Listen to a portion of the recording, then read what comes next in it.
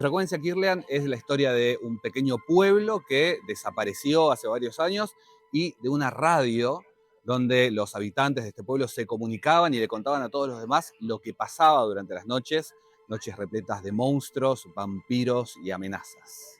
5 referencias que tuvo la Frecuencia Kirlian: Creepshow 2, Tales from the Hood, The Fog, Lords of Salem y In the Mouth of Madness. El proyecto inmediatamente posterior a la Frecuencia Kirlian en el que estoy trabajando es Familia teme enfrentar una nueva noche de terror. Es una película de terror, obviamente, como lo dice su nombre, sobre una familia, una casa embrujada y todo lo que pasa durante la noche en que ellos esperan que las cosas se pongan realmente difíciles.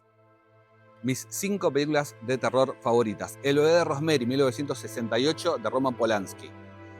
Un hombre lobo americano en Londres, de John Landis, de 1981. De John Carpenter, Christine, tercer puesto, 1983. 1987, de Joel Schumacher, Que no se entere mamá, o como quizás le llaman acá, de Los jóvenes del mal o de Los Boys. Y finalmente de David Lynch, 1992, Twin Peaks, Fuego camina conmigo.